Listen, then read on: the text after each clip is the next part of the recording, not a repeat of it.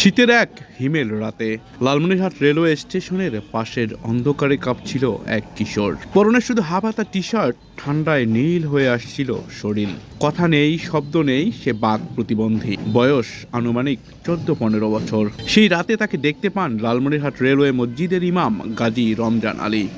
বারবার জিজ্ঞাসা করেও কোনো উত্তর পাওয়া যায়নি। নীরবতার ভেতর ইশারায় বোঝা গেল ছেলেটি ক্ষুধার্ত। আর সেখানেই শুরু মানবতার গল্প।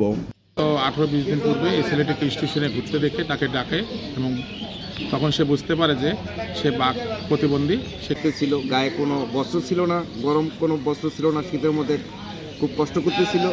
এর মধ্যে আমাদের ইমাম সাহেব গাজী রমজান আলী তাকে নিয়ে এসে তাকে গামছা, লুঙ্গি, পায়জামা, শ্যাম্পু, সাবান তাকে দিয়ে নিজের হাতে তাকে গোসল করিয়ে তার সাথে নিজে চলাফেরা করতেছিল। এবং ওর বাসার কথা হুজুর বলতেছে, আমি বলতে পারি না, ও বলতে পারে না, কারণ ওর এখন বাবা মাকে খোঁজার জন্য হয়তো অনেক চেষ্টা করছে।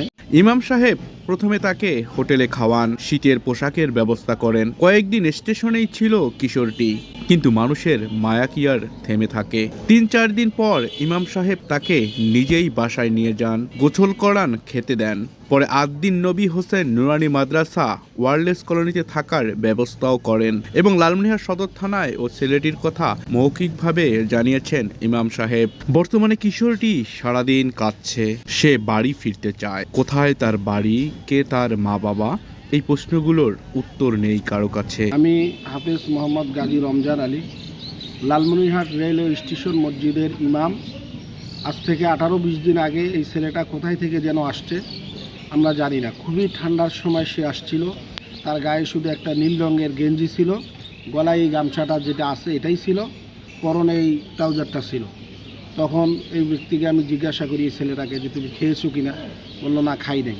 খাওয়া দাওয়ার ব্যবস্থা করি, আমি নিজেই তাকে গোসল করিয়ে দেই, চুলটুলগুলো সুন্দর করে কেটে দেই।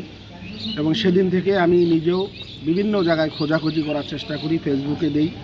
তার বাবা মার সন্ধান আজও পাইনি।